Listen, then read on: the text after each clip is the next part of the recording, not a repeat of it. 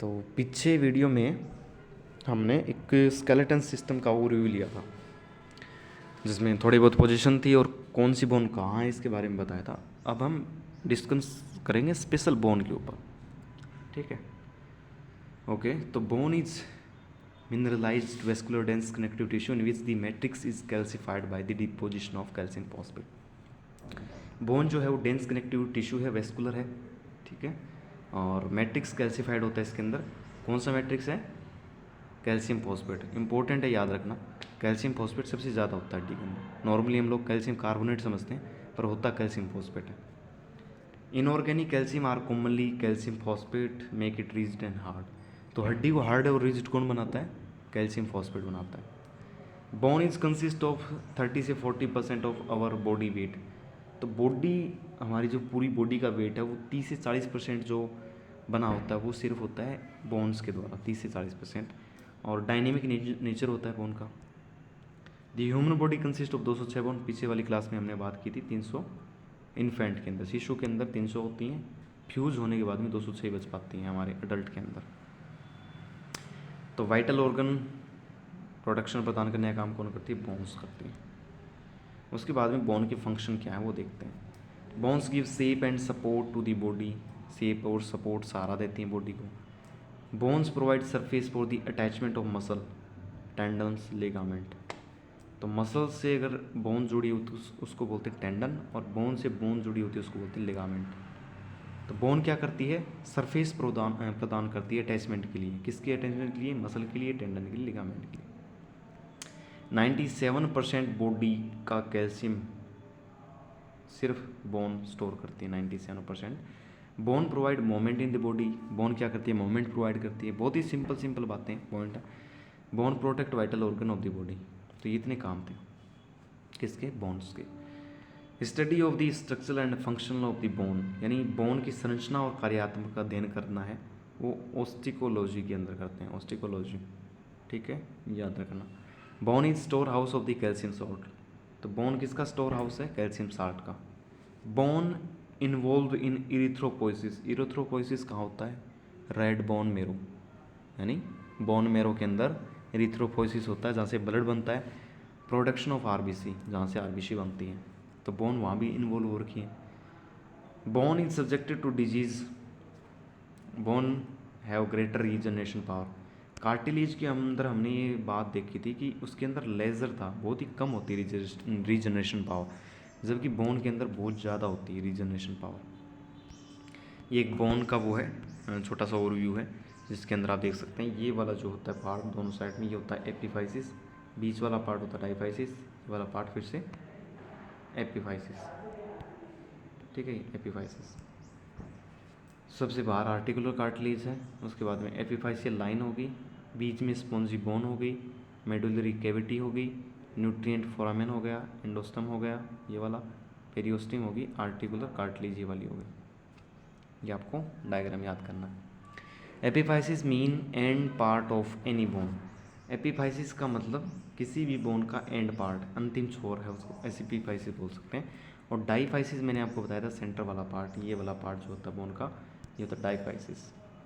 अब हम क्लासिफिकेशन करेंगे बोन का, किस टाइप की, कितने टाइप की होती हैं, किस प्रकार से क्लासिफिकेशन किया गया। तो सबसे पहला क्लासिफिकेशन हो शेप के आधार पर किया गया कि संरचना कैसी होती है। उसके अंदर लॉन्ग बोन आती है। लॉन्ग बोन के अंदर हाथ की ह्यूमरस आपने देखा होगा, रेडियस आ गई, अल्ना आ गई, ये सारी लॉन्ग बोन है। नीचे पैर में फीमर आ गई, टिबिया, फिबुला। तो मेन जो अपर एक्सट्रीमिटीज़ और लोअर एक्सट्रीमिटीज़ वाली बोन है, humerus, radius, ulna, femur, tibia, fibula, ये सारी की सारी लॉन्ग बोन में आती हैं। उसके बाद में शॉर्ट बोन। शॉर्ट बोन के अंदर आपने देखा होगा टार्सल और कार्पल, हाथ वाली कार्पल और पैर वाले टार्सल, ये शॉर्ट बोन में आती हैं। फ्लैट बोन के अंदर स्टर्नम आ गई, रिब्स आ गई, दोनों पास में स्टर्नम, रिब्स। एक आती स्केपुला बोन। तो फ्लैट बोन के अंदर स्केपुला, रिब्स और स्टर्नम। इरेगुलर का मतलब अनियमित आकार के, जैसे स्फिनोइड है ना, वर्टिब्री बोन है। वर्टिब्री बहुत ही अजीब टाइप की शेप की होती हैं, कांटेदार ऐसी कुछ होते हैं, तो उनकी कोई शेप नहीं है फिक्स, इसलिए उनको इरेगुलर बोन के अंदर डाल दिया गया। बेस्ड ऑन पोजीशन, अब पोजीशन किस हिसाब से है, तो एक्सियल है, एक अपेंडिकुलर है। एक्सियल के अंदर वही है, जैसे स्कल आ गया, रिब्स आ गई, थोरेसिक एज आ गई, ये सारी ऊपर वाली एक्सियल आ गई। अपेंडिकुलर के अंदर लिम्ब की आ गई, ठीक है। अब अगला क्लासिफिकेशन है डेवलपमेंट के आधार पर, यानी उसका डेवलपमेंट कैसे हुआ है, जैसे मेम्ब्रेन से हुआ है या कार्टिलेज से हुआ। मेम्ब्रेन के अंदर एग्जाम्पल है क्लेविकल का, और जितनी भी बोन्स होती हैं फेस वाली वो सारी मेम्ब्रेन से बनी होती हैं। कार्टिलेज बोन कौन सी होती है, स्कल की जितनी बोन है वो सारी कार्टिलेजनस बोन होती है। अब हम बात करते हैं कंपोनेंट ऑफ बोन, यानी बोन कैसे बनी होती है, किस चीज़ से बनी होती है, मैट्रिक्स क्या होता है उसका। इसमें मैट्रिक्स आता है, सबसे पहले ग्राउंड सब्सटेंस बोलते हैं। Matrix of the bone consist of both organic और इनऑर्गेनिक कंपाउंड। तो बोन के अंदर जो मैट्रिक्स होता है उसमें ऑर्गेनिक भी कंपाउंड होते हैं, इनऑर्गेनिक कंपाउंड भी होते हैं, दोनों टाइप के कंपाउंड होते हैं। ऑर्गेनिक के अंदर कोलेजन फाइबर आते हैं, कॉन्ड्रोटिन सल्फेट आते हैं। इनऑर्गेनिक के अंदर कैल्शियम फॉस्फेट आता है जो मेन होता है हड्डी में, और कैल्शियम कार्बोनेट आता है। ठीक है, ये दोनों के दोनों किस में आ रहे हैं, इनऑर्गेनिक में आते हैं।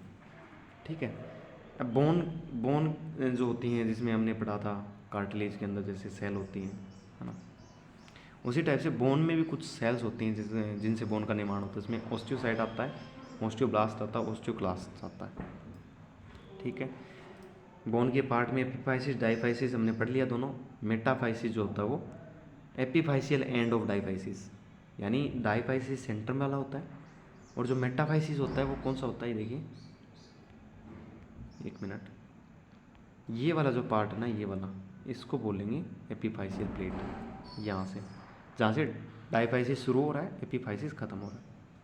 ठीक है, तो मेटाफाइसिस बोल देंगे, सॉरी, इसको metaphysis, end of diaphysis. Diaphysis मैंने बताया था सेंटर पार्ट होता है बोन का। एपिफाइसियल प्लेट की बात करें तो ये एपिफाइसिस को मेटाफाइसिस से अलग करती है। It's separate epiphysis from metaphysis. ठीक है, उसके बाद में पेरियोस्टियम आता है। The external surface of the bone is covered by membrane which is known as periosteum. तो बोन की जो बाहरी सतह है उसको कवर किया जाता है एक मेम्ब्रेन के द्वारा, और वो मेम्ब्रेन कहलाती है पेरियोस्टियम। याद रखना है, पेरियोस्टियम सबसे बाहरी कवर होती है बोन की। एक होती है मेडुलरी कैविटी। मेडुलरी कैविटी कहाँ होती है, सेंटर में होती है। तो बोन मेरो इसका अच्छा एग्जाम्पल है। बोन मेरो क्या होता है, it is a vascular connective tissue that present in medullary cavity of the bone. तो ये वेस्कुलर कनेक्टिव टिश्यू है और प्रेजेंट होता है मेडुलर कैविटी में of the bone. Bone marrow occur in form of yellow मेरो एंड रेड मेरो। तो ये जो है बोन मेरो कैसे बनता है, ये येलो मेरो और रेड मेरो के रूप में बनता है पहले, उसके बाद में बोन मेरो बनता है। 5 साल के बाद में पोस्थेलियल and the red bone marrow is gradually replaced in bone by yellow marrow. तो जो छोटा बच्चा होता है उसमें 5 साल के बाद में क्या होता है कि ये जो आपका जो रेड बोन मेरो है ये कन्वर्ट हो जाता है ग्रेजुअली, धीरे धीरे येलो मेरो में।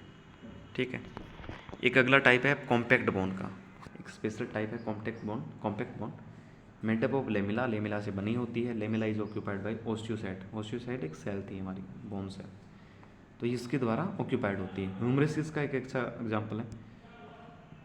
अब हम बात करते हैं शेप के ऊपर, दोबारा से स्टार्ट कर रहे हैं विस्तार से शेप के ऊपर। लॉन्ग बोन, लॉन्ग बोन में हमने क्या क्या एग्जाम्पल देखे थे, एक तो ह्यूमरस देखा था, रेडियस अल्नार, ठीक है, टीबिया पिबुला ये देखा, femur.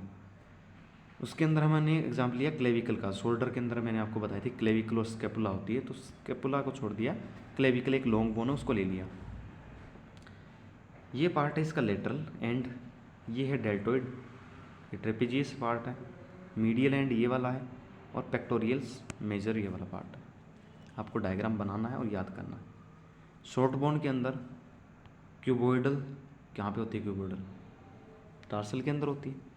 Uniform, trapezium, scaphoid, trapezoid, ये सारी की सारी ये दोनों जो होती हैं वो कार्पल होती हैं, और ये दोनों जो होती हैं वो टार्सल होती हैं, यूनिफॉर्म वाले।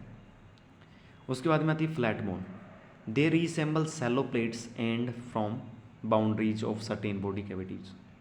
तो ये क्या करती हैं, एक सैलो प्लेट एंड फॉर्म करती हैं boundaries of certain body cavities में। आप यहाँ पे देख रहे हो एक बाउंड्री क्रिएट करी, देखिए, हाँ, ये फ्लैट बोन होती हैं। फ्लैट बोन के अंदर रिब आती हैं आपकी, और एक आता है स्केपुला, शोल्डर वाला स्केपुला।